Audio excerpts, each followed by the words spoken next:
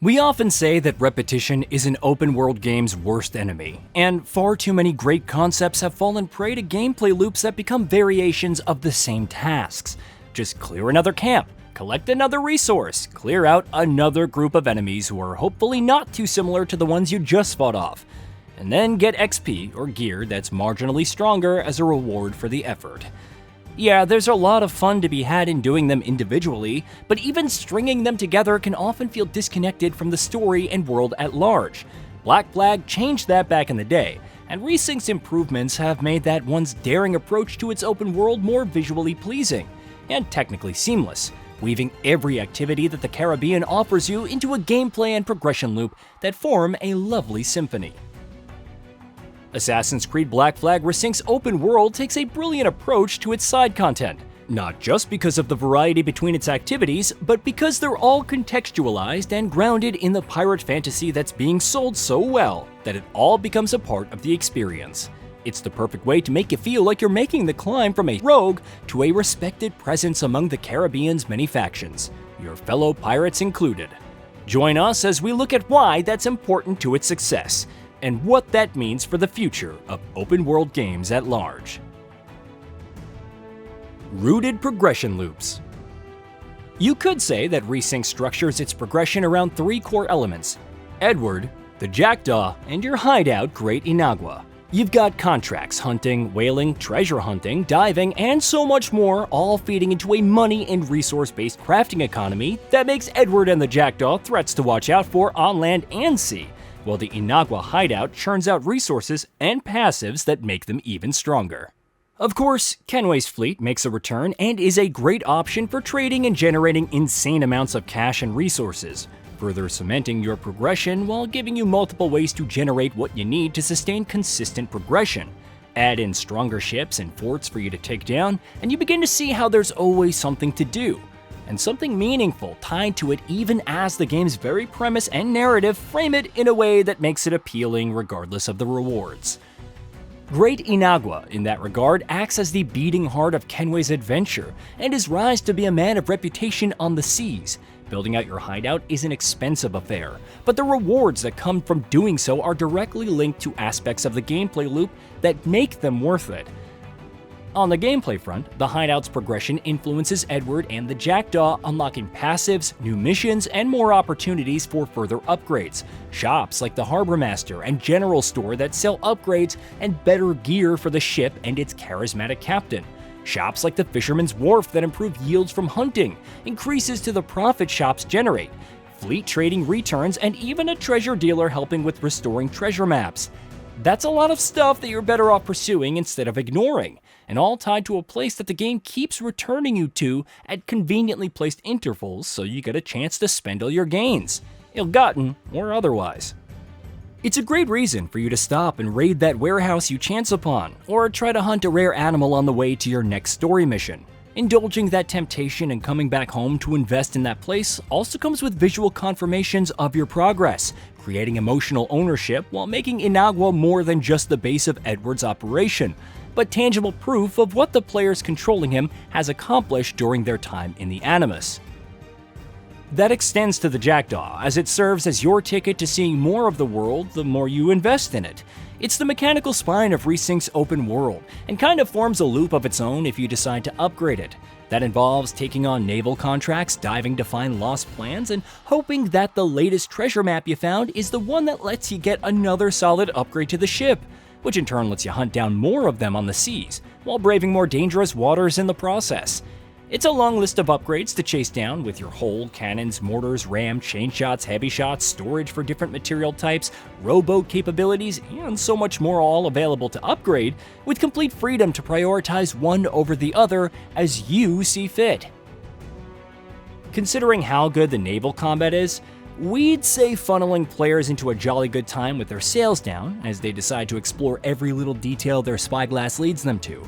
Of course, your time at sea is going to net you a lot of cash and resources, while also giving you more than a few ships to add to your fleet after you conduct repairs and perhaps lower your notoriety with the world's pirate bounty hunters.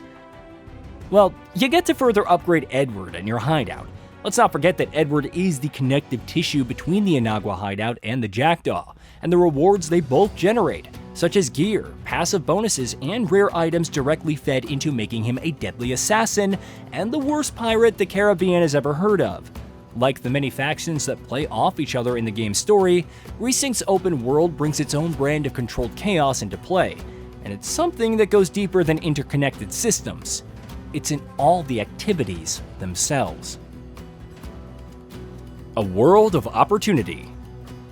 The Caribbean is Resynced's stage, and it's one where it feels like every square inch is used so well that it just hums with the opportunity for something truly unexpected and potentially spectacular to happen. That comes down to how each activity might actually be the same generic quest objective, but is framed so narratively and mechanically well that it's quite easy to ignore that repetition. Take the newly added Officer Quest, for example. They're self-contained stories that introduce memorable new characters, each of which brings something unique for you to use on the Jackdaw. Lucy gives you the perfect brace, which is great in battles against legendary ships that we didn't have in the original Black Flag. There's the Padre, who brings the very useful Ram Dash and serves as quite a useful ally when boarding enemy ships. There's Tobias, who brings a very welcome additional volley for the Jackdaw's broadside cannons. It's a great example of side content that comes with nuanced integration into the game's story and premise, giving you new crew members with backstories, and rewards that directly achieve the game's larger goal of modernizing a classic, while also providing meaningful rewards that are going to be used quite often. The same goes for the Assassin contracts and Templar hunts, both of which mix things up so well, while the latter also brings self-contained stories to the table with an interesting reward at the very end of the entire quest chain. They're great ways to dive into Edward's journey into becoming a master assassin, one who earns the respect of the Brotherhood through his actions, while his charm manages to win over a few of the skeptics. Doing so also helps the game avoid feeling mechanically one-dimensional, bringing in a different playstyle from the more bombastic naval combat system. In Resynced, it's a great way to play the new stealth mechanics that make a significant difference to how things were done in the Caribbean back in the day. Naval contracts and forts do the same thing for the seas, helping add more variety into the mix while giving players challenges that can push their skills if they choose to take them on. We even restarted a mission that required us to sink 2 ships using our mortars, a condition we absolutely forgot when tearing through a British fleet. It wasn't even about the rewards, but the satisfaction of getting that condition done thanks to the challenge it brought to the table. With forts, Resynced brings an effective blend of its naval and melee combat, and it's one that doesn't lose its allure long after the first few ones you take on. Of course, you're going to find a bit of repetition, and you'd be right in questioning it, but when you consider how each of these activities bring in enough to make every step you take feel unique and interesting, and how well that repetition is given context via the game's narrative and framing, Resynced's side content becomes an entire adventure all its own, standing tall besides the main campaign to showcase more of Edward's journey from pirate to assassin, while making you the center of it all. Variety across the board.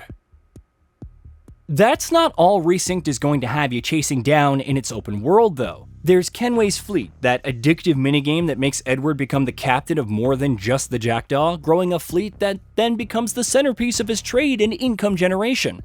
Of course, forts unlock more missions, while the fleet's capacity is improved from upgrades at the hideout, making progression feel looped back to improvements in other areas. It's a logical sequence that becomes an addictive loop that could have you ignoring the main story for hours on end. The treasure maps can have you traveling the seas, indulging in all they have to offer with a destination that's on the opposite end of your map from where the story wants you to go.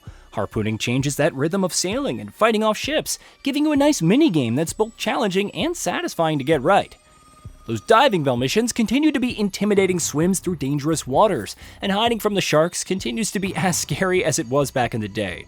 And of course, the legendary ship stands tall as endgame fights that are tests of all that you've accomplished during your time on the waters that they patrol. That even these activities are tied meaningfully into the game's progression loop signals a cohesion that makes the entire experience come together into such an immersive package, which makes you more willing to forgive any minor repetitions that can come with it. Pit that against other open worlds that are popular, and you begin to see why different activities use different verbiage. Rewards serving as recognizable objectives, tangible progress, and the consistent reinforcement of the central fantasy that everything you do provides all important facets of a strong experience. Take Valhalla, for example. It did bring variety, but those activities felt so darn disconnected from the story and RPG progression that Resync's central loop feels stronger despite having lesser content in a smaller map. Far Cry 6 is another title that comes to mind, where the world felt more layered and visually diverse, but the activities it offered felt too similar to make it as immersive as Resync manages to be.